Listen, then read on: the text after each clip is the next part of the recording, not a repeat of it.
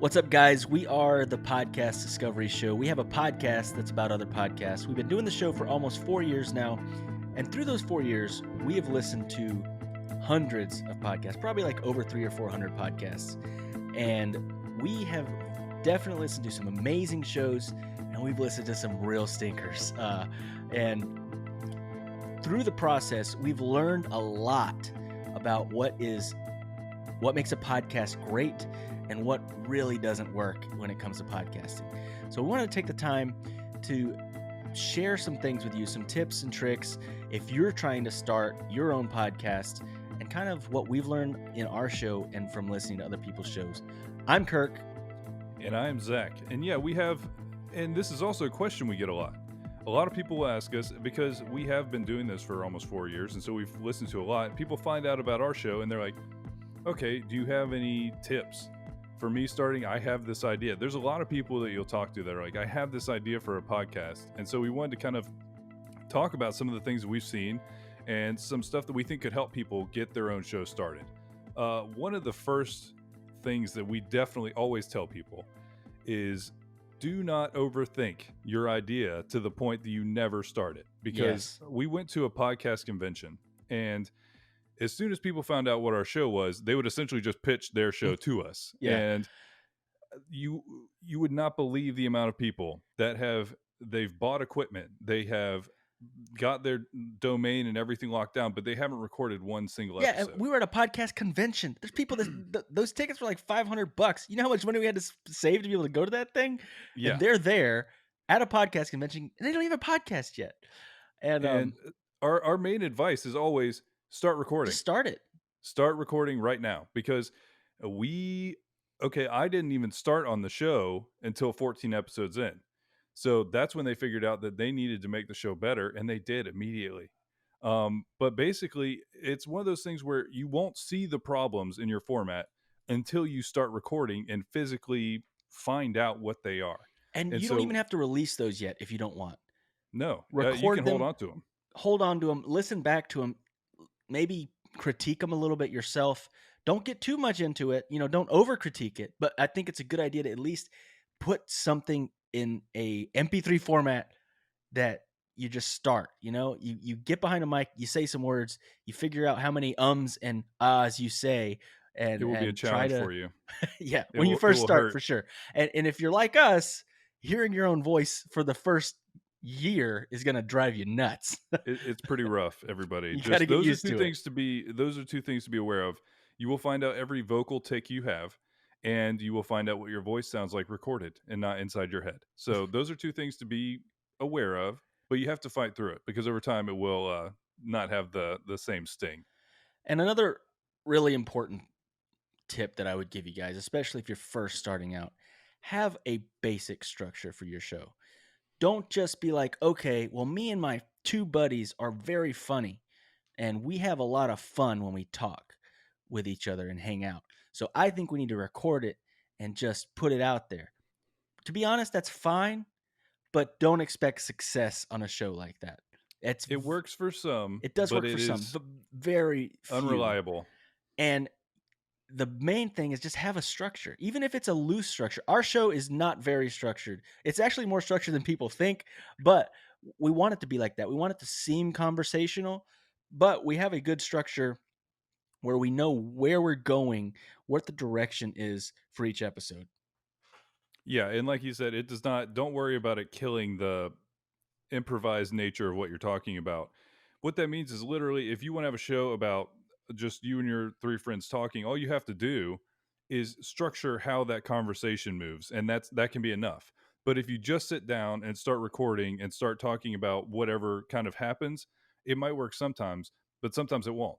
And so a lot of people will gain from having any kind of a structure. And something that I mentioned a little bit earlier, but it's something to really keep in mind: do not overinvest.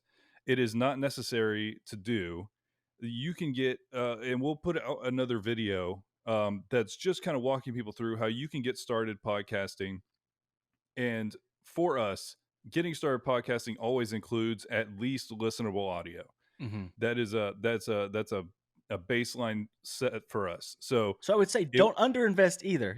Don't yeah. record this on your cell phone and then put it on Apple and hope that, people Yeah, no, but are going here's to the listen thing. to it. If you think it through, you can get a lapel mic that plugs into your iPhone. There's ways you can do whatever you want to do. You do not have to overinvest here. You can find a way to record within a very reasonable budget, and we'll do another video on this, but you do not have to worry about breaking the bank when you're starting your show. No, 100%. I mean, a lot of people, that's part of the overthinking that I've seen in I'm in a lot of podcast communities and there's a lot of new people and they're like, what's the best mic? What's the best this? What's the best that? I will say there is a lot of good advice where people are like, how many episodes are you in? They're like, I haven't started yet. Don't worry about that yet. Just buy, you know, uh, what is the one you had? Because we used to have ATR 2100, 2100s, which was great, but they don't make those anymore. What's the Yeah, one that you had? one that I recommend to pretty much everybody right now is called Samson Q2U. It's I think it's like $50, and you can get. Honestly, we were on that level microphone, either the ATRs or the Samson, until we got our good mics that we've been wanting forever. So it really is something that's very accessible to start getting involved. But like I said, also you can find ways to record on things even more Hmm. affordable than that. So Yeah.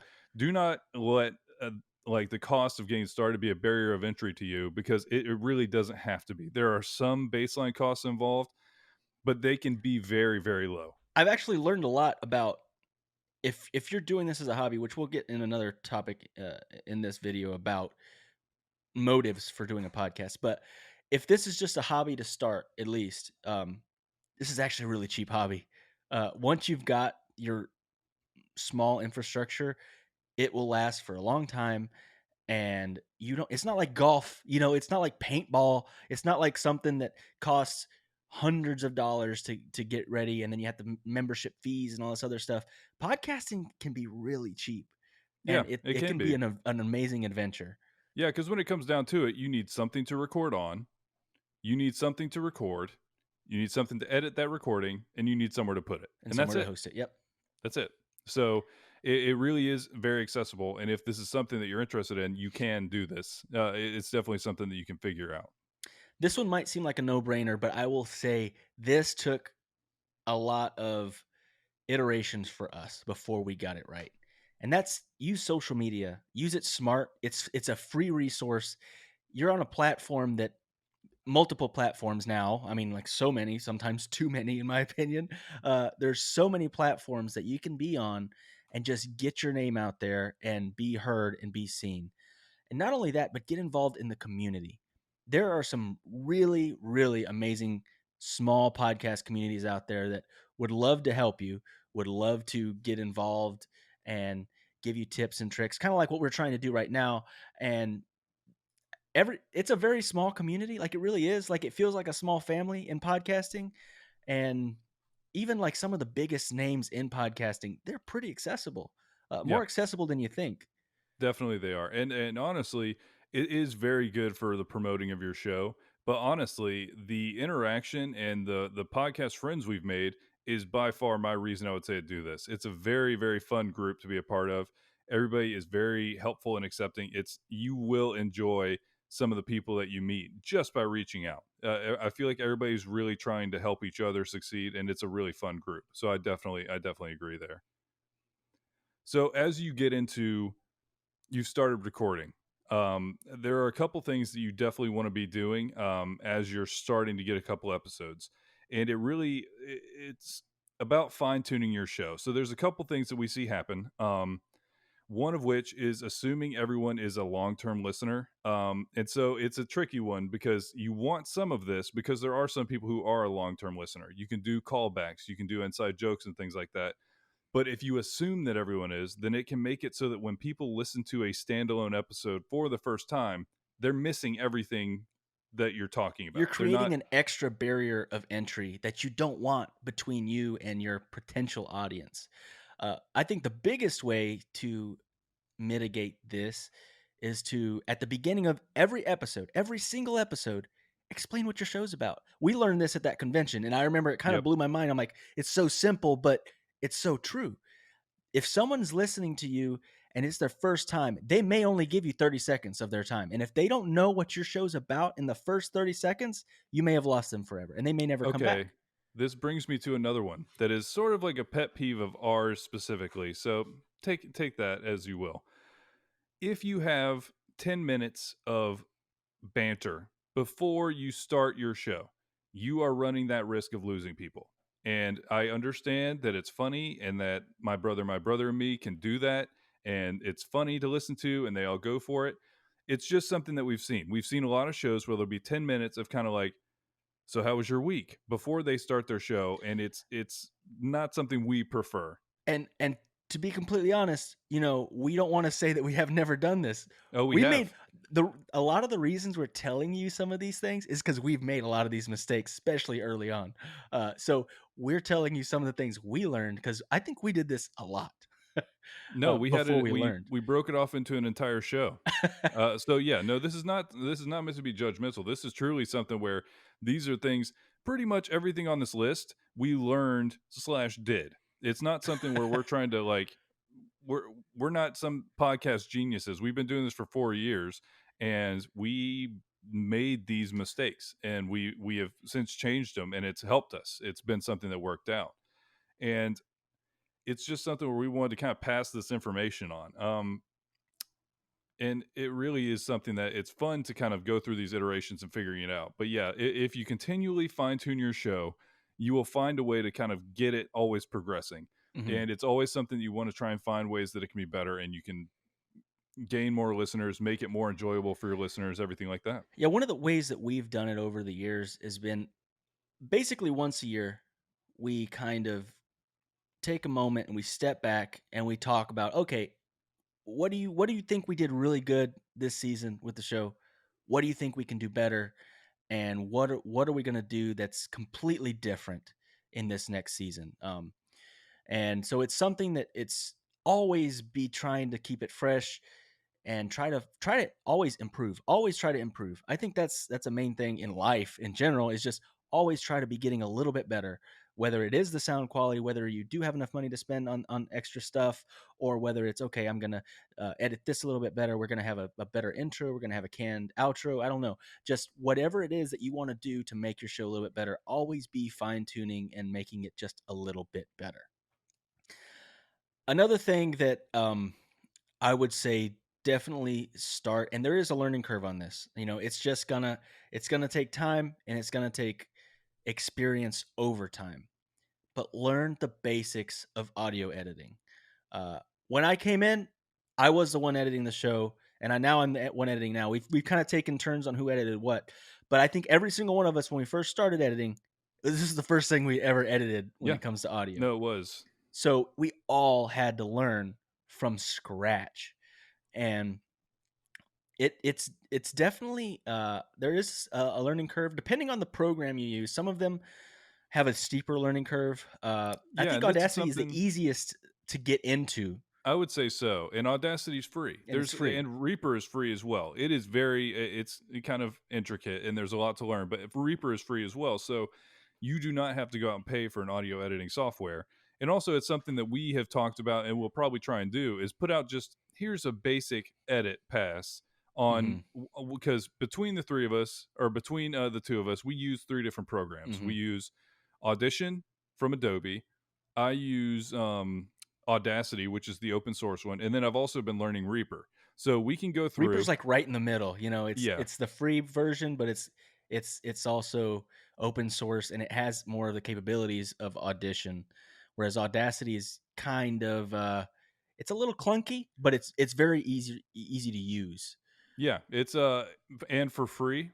Like we used Audacity for 3 years Hmm. for free. Hmm. That was our editing platform for 3 years, and we didn't pay a cent for it. So there's that too. So we'll put out another video about it. But the basics of audio editing will elevate your show so much. Just dialing in your audio a little bit, just finding out how to make it sound a little bit better is going to elevate you above X percent of shows just by doing that. Truncate some of that silence, get rid of the ums.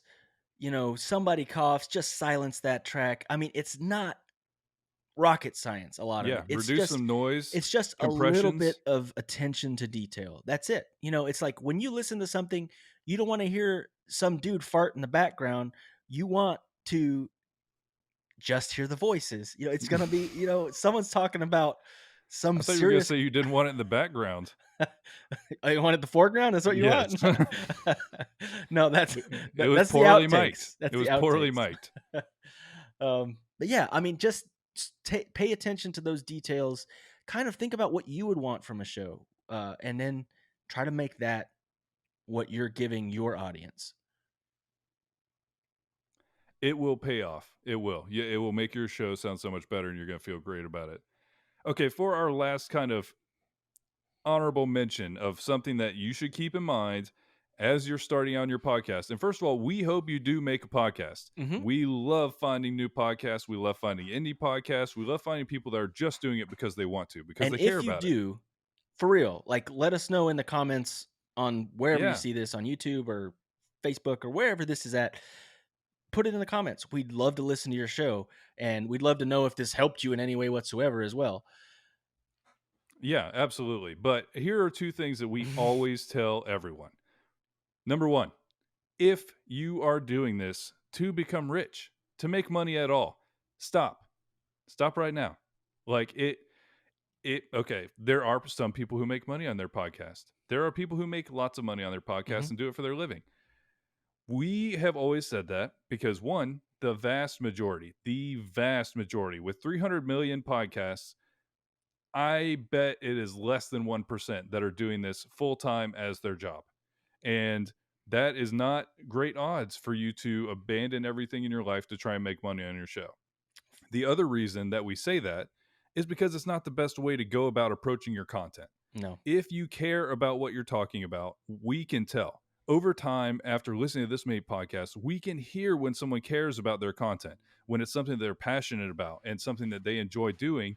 That comes across, and that is something that is just kind of counter to doing it just for the money side of things. And you're setting yourself up for failure if that's your motive when you first go in, to be honest, because I mean, when you go and you look at your stats the first month or two and you've spent money on infrastructure, you've spent all this time promoting on social media, you've spent the time recording and editing, and then you see that you've got 12 downloads, you're going to be like, what am I doing this for? And then you're going to want to quit. I will say, I think that one of the heaven sends for us and our show was that we were on Squarespace for a long time, which had horrible stats and they didn't mean anything. So we knew we couldn't check our stats. So we never checked our stats for like the first 2 years. And then when we finally did, I think we had like 12. I wasn't kidding when I said 12 downloads. And I think that was like 2 years in. It was real bad. Yeah. So but really, in the end, your show will be better if you just make the show as good as it can every single week. Because you want to, not because of the stats, because the stats will come with time. It takes time. There's a ton of competition here, but in the end, look at the show as something you're passionate about, something you want to do, something you want to explore, and let everything else fall in as it will. And you will have a better show and you will have a much better time doing it. Yeah, for sure. I mean, to wrap it up, guys, if you're thinking of starting a podcast, and it's something that you're really passionate about, you've got a topic, you really want to like make some content about it, just do it. Go record right now. You have nothing to lose. Stop this video. Go record. Go record. Right now. And remember, guys, there's always more to discover.